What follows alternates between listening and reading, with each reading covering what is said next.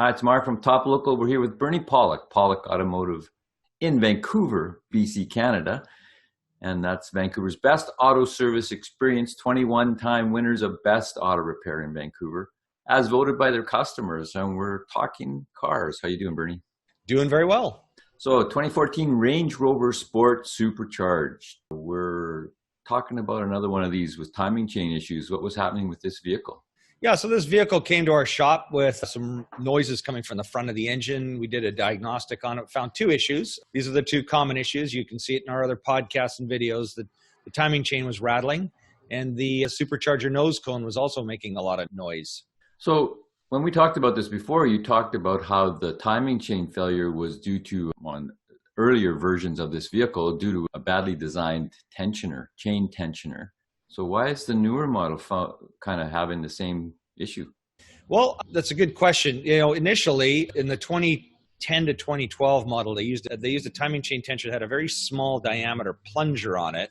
I don't have a picture here, but if you look at our previous video, you'll see a picture of it compared to the newer design. And they redesigned that in 2013, and I figured, okay, we won't see any more of those. That problem's solved, but we've started to see some 2013s. This one's a 2014 with timing chains rattling. And so there's another flaw in the design, which we'll show in a picture in a few minutes. But I think what's happened is they basically, the actual arm of the timing chain tensioner, the piece that pushes against the chain, is actually made of aluminum. And so it's not robust enough to handle the constant pressure that's being pushed on it. And the replacement parts have a little metal piece, like a steel piece inserted, and that's a much more durable item. So why they didn't go straight to that, I don't know why, but I think that's part of what's causing it to wear out. Now, we've talked about this a little bit and how the chain itself is different than some other makes timing chain. Is that part of the problem? I think so. So interestingly enough, we have not yet done a timing chain on a non-supercharged model. So I think the timing chain on this vehicle is just not robust enough to actually handle the power of the supercharged engine. If you've ever driven a supercharged engine, I mean, the acceleration it's just instantaneous. So I mean, the engine is speeding up, twice as fast as a non-supercharged model. So, I mean, that's a lot of strain on an engine. It needs to be built, I think, far more robustly than they do. Mercedes, for instance, uses a double roller timing chain for most of their items, and we'll show some pictures in a second. You'll see the difference. But we've never changed the timing chain on a Mercedes supercharged or regular. They just, they've been using it for decades and they never wear out. So this is kind of, pretty poor, but let's just get into some pictures right now. So here's a picture of our old tensioner and the actual tensioner arm that pushes against the timing chain. In this view, the red arrows just point to the contact point. So there's nothing really, I mean, you can see a bit of gritty, wear here, but that's not really, it's a steel plunger. That's really going to do nothing. But in here, there's a lot of wear in this particular surface. And I don't have a picture of the new item, but the new part has an actual steel piece in here, which is much tougher and would be able to withstand more abuse. So the replacement parts work much better. Here's a side view. So this is how everything goes together. So this little plastic plate here rubs against the timing chain. This tensioner, which has a spring inside plus oil pressure pushing on it, keeps the timing chain tight. And of course, these things can fail. They do, they can't hold their oil pressure properly. So there might be some issues with that as well. But at least in the case of this engine that, it's not that old of a vehicle, it's not likely going to have occurred at this point in time. And the reason for a tensioner on the timing chain is due to wear and stretching in the chain? Exactly. Now, so these chains, so this is an overhead camshaft engine. I don't have a picture of the whole length of the chain, but these chains are very long. They're probably, I'm going to guess, 3 feet long. If you actually cut the chain apart, it's probably a 3-foot long chain. So it runs from the crankshaft over 2 camshafts. So there's 2 gears on the camshafts, and then it goes back down to the crankshaft. And so there's a lot of length and slop. And so everything's calculated. The chain's got to be this long and the tension is going to take up this much tension. If you look at this plunger here, you can actually see a sort of, darker area and then a shiny spot. The shiny area is the part that's actually, like, the dark part is the only part that would have actually been sticking out in the engine, when the engine was running. So there was a lot of room to deal with the chain as it wears to keep the chain tight. Also, of course, these plastic guides are a weak spot, and other models of cars, we see these guides breaking. This isn't, timing chain failure isn't a Range Rover only thing. It happens in other vehicles, and And this is where, changing oil is so critical in a lot of these modern engines. You've got your tensioners here. These guides need the right kind of oil. They're plastic pieces that, that as long as the oil's correct, they'll last a long time, but they will wear over time. That answer your question? Sure. Perfect. Okay. So here's a picture of the timing chain. So this is a single roller chain. I don't have this is a head of a Phillips screw on one of our benches. So it kind of gives you a reference. But this chain is only probably a quarter inch wide. It's really pretty minimal in size. So this to me is probably one of the biggest flaws of this engine is this chain is just not big enough to withstand. A double roller chain, and I'll show you a picture in a second, basically it's like two chains sandwiched together. So it has this section plus another one here, and that runs in a gear that has, again, two gears. So it kind of spreads the force out over a wider area. So here's a picture. This is like a product photo of a double roller timing chain. This is a short one that you'd probably find in a push rod style V8 engine, not the Land Rover, because the Land Rover one is triple the length of this one. But you can see here that there's one section for a gear tooth and then another section. So again, the force is spread out over a much wider area, and these last much longer. So this is what I believe they should have done in the first place, and we wouldn't be here. But they all say it's kind of cynical, but thank you, Land Rover, because it gives us work. Or thank you, Ford Motor Company.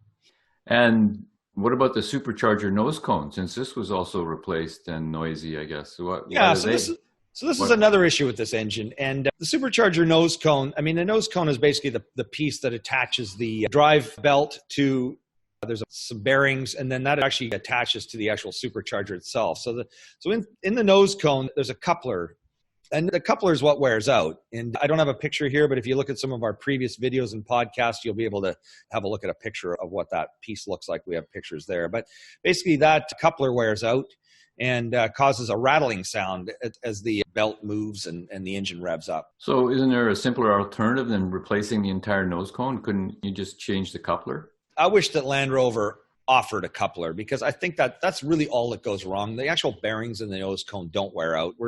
It's an expensive part, although fortunately for the 2014, the price had dropped a couple of $100 over the previous model years, which was nice to see.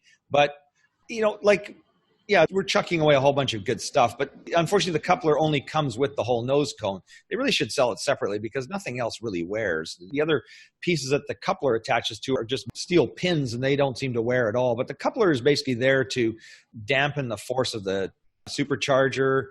And I think it's supposed to quiet down the operation of the units. But unfortunately, it's just not built robust enough to last a long time. So this is another sort of failure of this piece. So there are aftermarket couplers available. And we actually did do a timing chain on one vehicle where someone had put one in. But I don't really trust it. There's a reason why they design it like they do. And, for us, we don't want to put a part in that's going to cause some kind of other failure or other issue. There's liability in certain things. So for us, it's just better to replace it with the known good factory part, although, again, it will probably not last as long as it should. There's no redesign on that, by the way. If that was a question, why don't they redesign it? They haven't. It's basically the same piece that comes. And how many kilometers were on this vehicle? Yeah, not a lot. This vehicle only had just over 60,000 kilometers, which is what, miles, like 40,000 miles. So really, way too new for something like this to happen, but out of warranty, unfortunately. And, the problems there. So it's surprising, we do a lot of these where, most of them don't even hit 100,000 kilometers, or 60,000 miles before this issue occurs. So it's it happens at a pretty young age. And how's the Range Rover after all these repairs? Oh, it was good. Sounded awesome. Nice and quiet, ran really well. The other thing I didn't mention is, when this owner of this vehicle brought it in a couple of weeks ago, to diagnose the noise. And by the time he decided to have it fixed, the engine was already starting to run really rough. There was a check engine light on for a number of different trouble codes related to valve timing and things. So the timing chains, there was so much play and slack. And it was a good thing he had them done when he did, because had he driven it much longer, something might have skipped a tooth and broken something. And at that point, you risk severe engine damage. So when these things start rattling, you got to fix them. Any final thoughts about Range Rover and reliability? Well, as we've done a couple of podcasts on this particular issue, I'd say, if you're looking to buy one of these vehicles, especially the supercharged model, find out the repair history. It'll make a big difference as to whether this timing chain's been done or the supercharger nose cone, because it's a problem. It'll happen. Like a Subaru head gasket. It's guaranteed to happen at some point in time. I should say timing belt, the older Subaru, we call them older Subarus now, but you know, there's certain years. So this is to me, what I'm seeing is this is a guaranteed issue that's going to happen. So, you know, do your research, find out whether it's been done or not. And if it hasn't been, if you can negotiate some money off the price of the vehicle, if you're buying it used, it's a good idea, because you will be faced with the repair. And it's in the $5,000 to $10,000 range, and closer to the 10 side of if you need to do both of these pieces. So that's a lot of money to fork out. So there you go. If you're looking for service for your Range Rover in Vancouver, the guys to see are Pawlik Automotive. You can call them at 604-327-7112 to book your appointment in Vancouver, or check out the website, pawlikautomotive.com. All makes and models and types of repairs, over 600 vehicles over the years now. Check out the YouTube channel, Pawlik Auto Repair. Again, hundreds of videos. And if you like what you're listening to or watching, give us a like on iTunes or Spotify, wherever you happen to be listening to this or watching, and we appreciate it. Thanks, Bernie. Thanks, Mark. Thanks for watching.